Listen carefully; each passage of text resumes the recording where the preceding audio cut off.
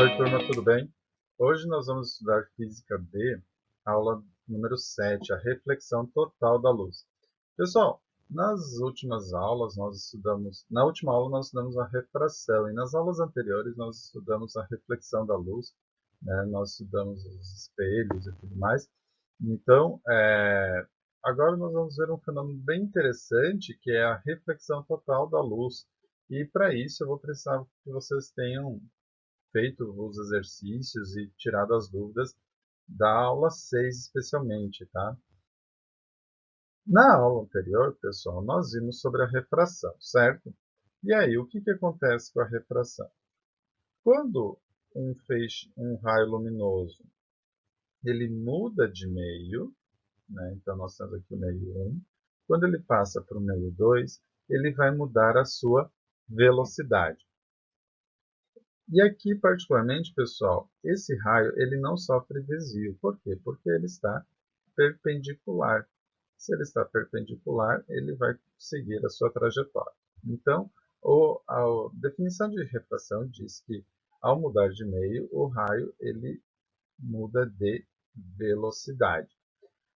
Em algumas situações, quando o raio ele é não perpendicular, ele vai sofrer um desvio, certo? Ele não vai seguir a sua trajetória retilínea quando ele muda de meio, tá, pessoal? Ele vai sofrer um desvio.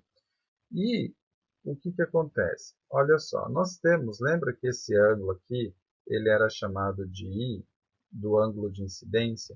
Esse ângulo ele é em relação a normal. E o que acontece, pessoal?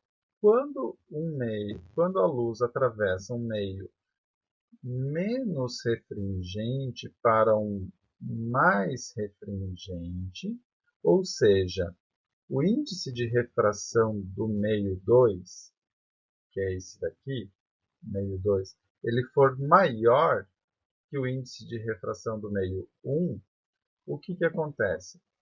Esse ângulo de refração ele vai ser menor que o ângulo de incidência, ou seja, esse raio ele se aproxima da normal, ele vai estar mais próximo da normal que o ângulo de incidência, que o raio incidente, certo, pessoal?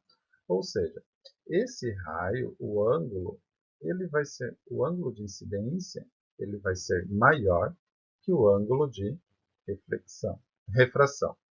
Beleza, pessoal? Agora, o que acontece se for o contrário?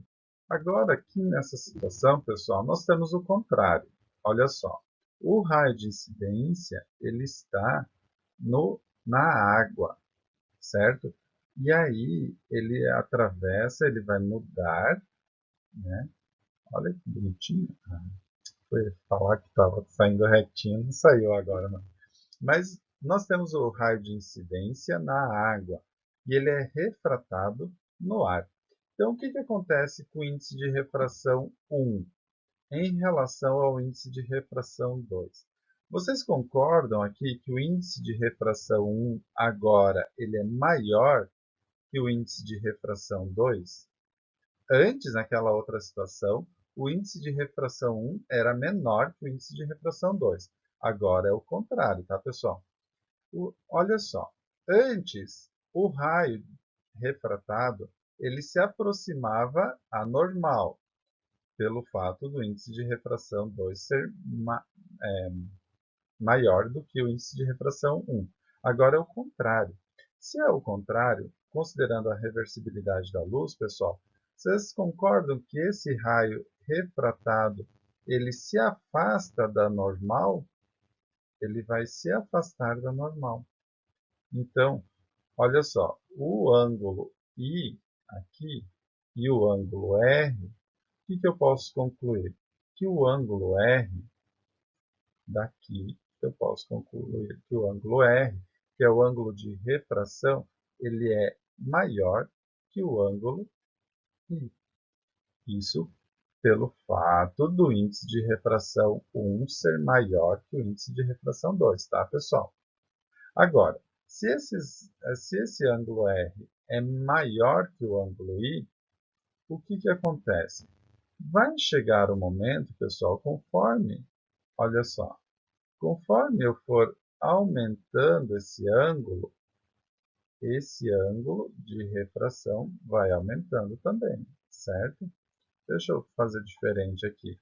Eu vou pegar e colocar um outro ângulo. Deixa eu apagar.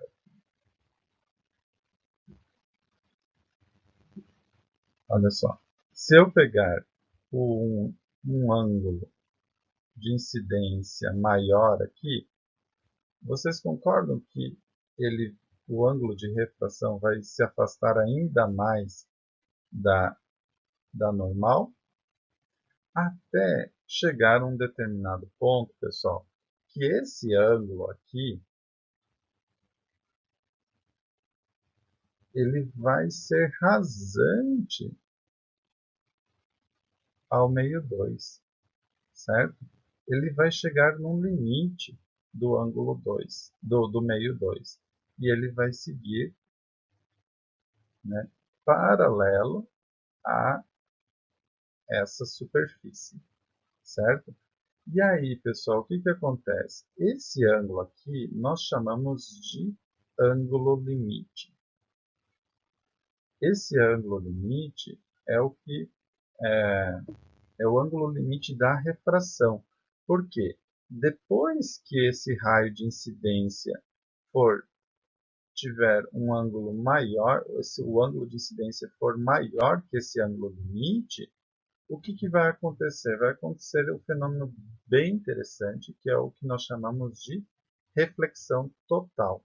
Ou seja, o raio ele deixará de ser refratado, ele não vai passar para o meio 2 e essa superfície ela vai funcionar como um espelho, certo? Então o raio ele vai chegar nessa superfície, nessa divisão dos meios, e ele vai ser refletido e não mais refratado. Ele não vai seguir a trajetória para o meio 1. Isso aqui não vai acontecer. Ele vai ser apenas refletido, certo? Então, esse conceito ele é bem interessante. E ele vai acontecer nessas condições aqui, pessoal. O índice de incidência, o índice de refração do raio incidente, ele precisa ser maior que o índice de refração do raio refratado. Vamos lá, deixa eu repetir essa frase. O índice de refração do meio 1, ele precisa ser maior que o índice de refração do meio 2, certo? Esse aqui é o de incidência e esse aqui é o de refração. Agora, isso implica, então, a partir da aula 6, eu posso concluir que o ângulo refratado, ele é maior que o ângulo de incidência, beleza? Quando isso acontece, eu tenho um ângulo limite para acontecer a refração. Depois desse ângulo limite, o raio vai ser refletido e não mais refratado. Beleza, pessoal? E como eu determino esse ângulo limite? Eu vou chamar de ângulo limite, tá, pessoal? Para refratar o raio. Olha só, eu tenho um ângulo de incidente, eu tenho um raio incidente e ele vai ter o ângulo incidente. E L vai ser esse meu ângulo limite, tá, pessoal? O ângulo limite para acontecer a refração. Depois desse valor aqui, que é o ângulo de 90 graus, em que o raio ele vai seguir paralelo a essa superfície, o que acontece? Vai acontecer rasante a essa superfície, né? Esse ângulo limite, como que eu vou calcular? É a partir daquela equação que nós vimos lá na aula 6. Essa equação de Snell-Descartes. Olha só, pessoal, vamos pensar nesse problema aqui. Olha só, eu tenho o índice de refração 1 e o índice de refração 2. O índice de refração 2 é maior que o índice de refração 1, tá, pessoal? Olha só, o índice de refração 2 vezes o seno do ângulo de incidência vai ser igual ao índice de refração 1 vezes o seno do ângulo refratado, certo? O que acontece? Vamos fazer a substituição. Eu quero saber o ângulo limite. Então, vai ser N2 vezes seno de L igual a N1 seno de 90 graus. Concorda que esse ângulo formado entre a normal e o ângulo refratado é de 90 graus? Beleza? Então, eu tenho seno de 90. Seno de 90 é 1, né, pessoal? Então, aqui vezes 1, né? Se eu faço esse N2 dividindo, o seno do ângulo limite vai ser o índice de refração do meio 1 dividido pelo índice de refração do meio 2, certo? Então, aqui nós temos a formulazinha para determinar o L, né? O ângulo limite. O seno deste ângulo vai ser N1 dividido por N2. Ótimo? Olha só, pessoal. Onde que eu utilizo isso, pessoal?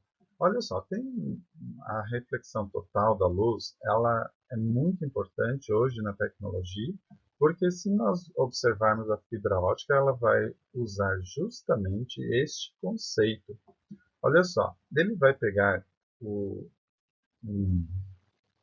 um fio de fibra, um cabo de fibra ótica, e nós vamos observar que ele tem um núcleo, pessoal, né? E aí nós temos um outro material em que nós temos índices de refrações distintos.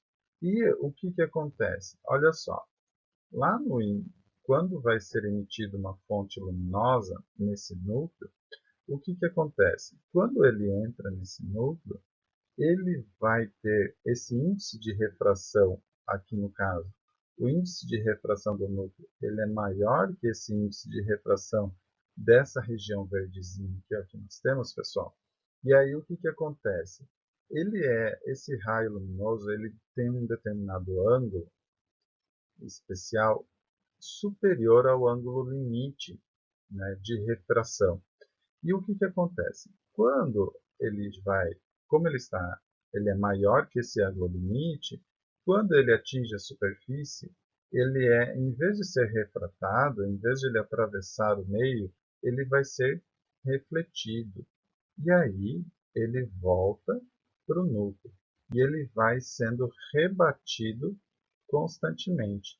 Olha só, então nós temos aqui esses ângulos, né, todos maiores que o ângulo limite de refração. E aí a fibra ótica ela vai ter vários raios. Esse aqui é o caminho de um raio luminoso. Mas nós vamos ter vários raios sendo emitidos. E aí, cada vez que ele atinge essa superfície, né, do núcleo, ele é refletido. E aí, ele vai seguindo essa trajetória. Certo, pessoal? Bom, vamos lá, vamos ver alguns exemplos. Vejamos aqui esse exercício 7.7, pessoal. O enunciado diz o seguinte: um raio luminoso proveniente de um líquido sofre reflexão total.